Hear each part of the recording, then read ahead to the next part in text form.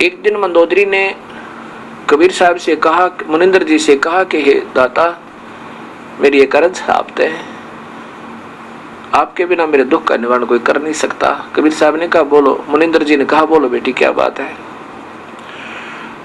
कि मेरा पति एक किसी औरत को उठा लाया है और मैं उसको बहुत समझाती हूँ, लेकिन वो जालिम मुझे मार पीटता है, बुरी बुरी बुरी गालियाँ देता है और कहता है कि इसने हमारे इसके देवर ने और इसके पति ने मेरी बहन की नाक काटी थी, इनको नचा नचा के मारूंगा।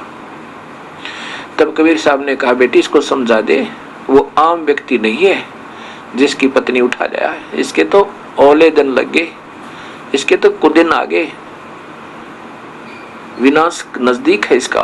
ये त्रिलोकी नाथ है, स्वयं विष्णु आए हैं। यदि ये अपना जीवन को संभाल लेगा, मान जाएगा तेरी बात और नाम ले लेगा मेरे तें, तो इसके प्रारब्ध को मैं चेंज कर सकता हूं और सीता को वापस देना होगा। मंदोदरी ने कहा कि आप उपदेश ले लो और ये इस सीता को वापस दे दो, ये त्रिलोकी नाथ है। तो मंदोदरी के ऊपर बहुत नाराज हो गया रावण, कई गालियां सुनाई कि तू क्या समझती है बदमाश, क्या मैं उन 2 मांसाहारी मस्करों से डर जाऊंगा? शिकार करते फिर वो 2 लौंडे, मेरे पास 1.25 लाख 1 लाख मेरे पुत्र, 1.25 लाख रिश्तेदार, कुंभकर्ण से भाई हैं, और मैं रावण पूर्ण शक्तिशाली, और साथ में तू क्या मुझे क्या समझाती है नादान, उनको मजा चखाऊंगा मैं।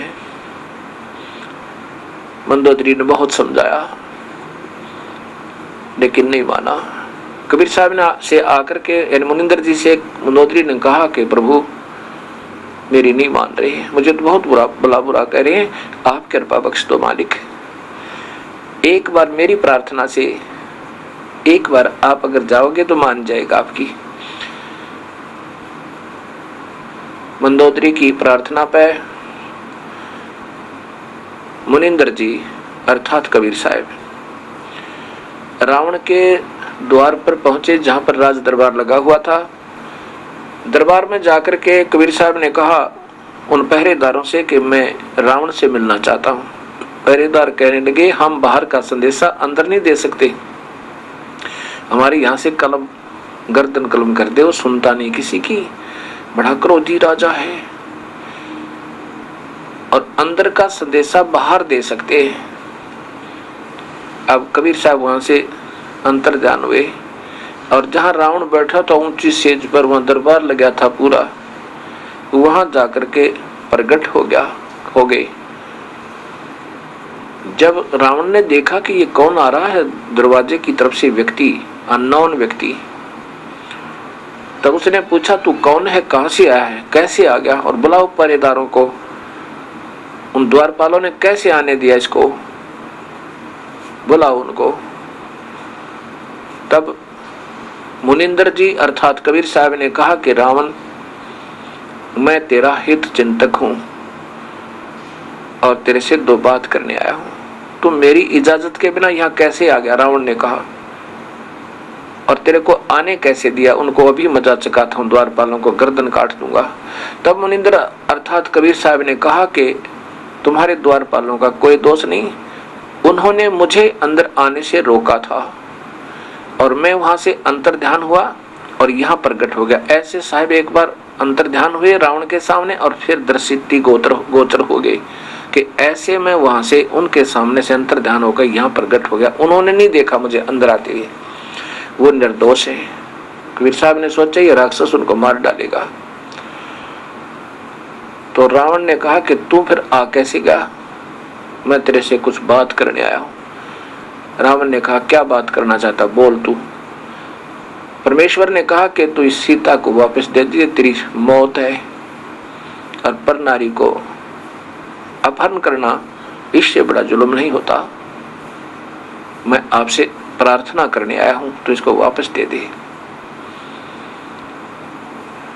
रावण ने कहा कि पहले तो मैं तुझे मजा चखाता हूं, पीछे मुझे शिक्षा देना। निकाल कर तलवार और कबीर साहब के ऊपर इतना गुस्से से, क्योंकि 1 नंबर का योद्धा जो 100 मटके दारू पीवर 100 जोटों का भैंसों का मांस एक बार खावे उसमें कितनी शक्ति होगी, विचार करना। और कबीर साहब ने एक सींक, ये जो बुहारी झाड़ू होता है और जो खेतों से लाई हुई एक पतली पतली सींक होती है, उस सींक को साथ लिए हुआ था। सींक एक छोटी सी पतली सी होती है, लंबी, इतनी सारी लंबी, तो उसको ऐसे डाल दिया उसकी तलवार के सामने और ऐसे 70 बार वार किए उस रावण ने। क्रोध में आकर आंखें लाल करके रावण की तलवार, एक तलवार कितना मोटा वृक्ष हो आर पार कर दे। और उस में ऐसी आवाज आवे सींक के, ऐसी लगे जैसे लोहे के थंब का लगती है, खंबे का, कटाकट कटाकट। निशान भी नहीं हुआ उस सींक के, लेकिन बुद्धि भ्रष्ट के फिर भी समझ में नहीं आई। पसीनम पसीना का 70 वार करना, पसीने आगे रावण के, और सींक न्यू की न्यू। कबीर साहब ने कहा कि देखा, ये तेरी निशान भी नहीं है तेरी तलवारों का, और मान जा मेरी बात, नहीं रोएगा इन दिनों को याद करके।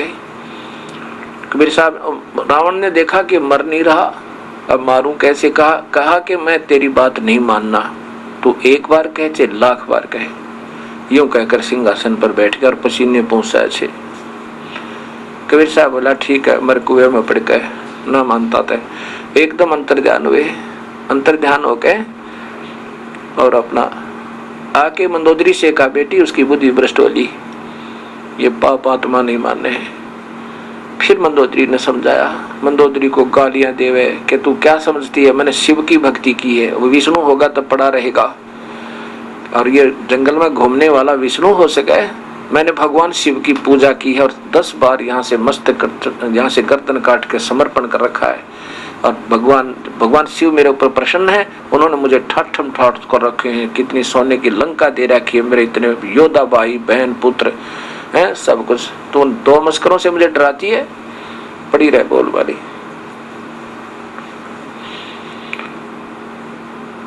कोई बात ना, बात कबीर साहब चले गए।